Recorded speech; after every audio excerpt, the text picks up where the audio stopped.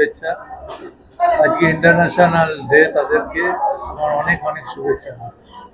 তার সাথে সাথে আজকে এখানে আমি শুনেছি খুব ভালো কাজ সকাল থেকে হচ্ছে, medical health check up camp হয়েছে, এবং তার সাথে সব থেকে যেটা মেয়েদের একটা আন্ডার 30 যারা ফুটবল খেলে তাদেরকে নিয়ে একটা ক্যাম্প তারা অর্গানাইজ করছে। এটা খুব ভালো। আমি শুভেন্দাকে বলেছি যে আপনারা এখানে দেখুন, আমার সঙ্গে দিব্যেন্দু বিশ্বাস আছে, আমাদের আইএফএ সেক্রেটারি অনির্বাণ আছে, আমাদের রাজু আছে, আমাদের স্পোর্টিং ক্লাবের সেক্রেটারি। তো যারা ফুটবল নিয়ে চর্চা করে, যারা ফুটবল সংগঠক, তারাই আছেন এবং আমাকেও আজকে ডেকেছে। আমি প্রথমত বলবো, আমাদের মেয়েদের খুব ট্যালেন্ট আছে।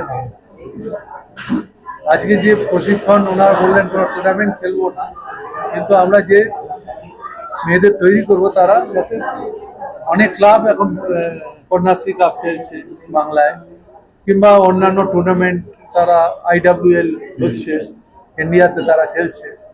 এখান থেকে মেয়েদের যদি একটা ভালো ফুটবলের সাপ্লাই লাইন হয়, তাহলে নিশ্চয়ই আজকে বাংলা উপকার হবে। আমার শুভেচ্ছা রইল এবং ধন্যবাদ জানালাম। এখনো যতটুকু ক্ষমতা আছে আমি তো করি। আপনারা যা খবর রাখবেন, 4টে মানে টিম চলাচ্ছে। একটা শ্রীভূমি ছেলেদের মেয়েদের, এয়ারলাইন্সের ছেলেদের মেয়েদের, plus Calcutta judo club, plus judo association, এতগুলো সংস্থা চালাচ্ছে, প্লাস নিজের সিভিল স্পোর্টিং ক্লাব, যেটা মেন মাদার আমার। এই এতগুলো চালাচ্ছি। একটাও যদি আজকে যদি দুটো প্লেয়ারও যদি আজকে দেশের নাম করে তারা, কিংবা যে কোনো ইভেন্টে, তাহলে তো সেটা বাংলারই গর্ব হবে। আমি চাই বাংলায় মানুষরা যারা ক্রীড়া নিয়ে লিখে নিজেদের জীবিকা নির্বাহ করে এবং খেলার সঠিক চিত্রটা তুলে ধরে, যাতে খেলাকে আরো এগিয়ে নিয়ে যাওয়া যায়। আমার মনে হয় যে সোসাইটিতে আমরা থাকি, সেই সোসাইটির প্রতি আমাদের একটা দায়বদ্ধতা থাকে এবং সেই সোসাইটির ভালোর জন্য আমাদের দায়িত্ব সেই সোসাইটিকে কিছু ফিরিয়ে দেয়া, যে সোসাইটি আমাদের এস্টাবলিশমেন্ট দিয়েছে।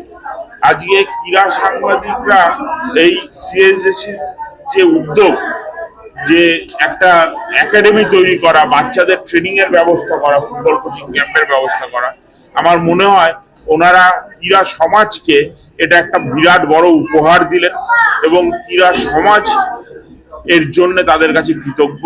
তারাও এই সমাজেরই একটা অংশ এবং আমি বিশ্বাস করি ওনাদের চেষ্টায়, ওনাদের পরিকল্পনায় এই একাডেমি একটা মহিরুহ হয়ে উঠবে এবং এই একাডেমি থেকে বহু মেয়ে আগামী দিনে উঠে আসবে, বাংলার ফুটবলার এবং বাংলার মেয়ে ফুটবলাররা উঠে আসবে এবং তারা রাজ্য সরকারের মন্ত্রী হলো আমাদের সবাদের সাংবাদিকদের কাছে উনি পরিচিত সুজিত দাদা হিসেবে।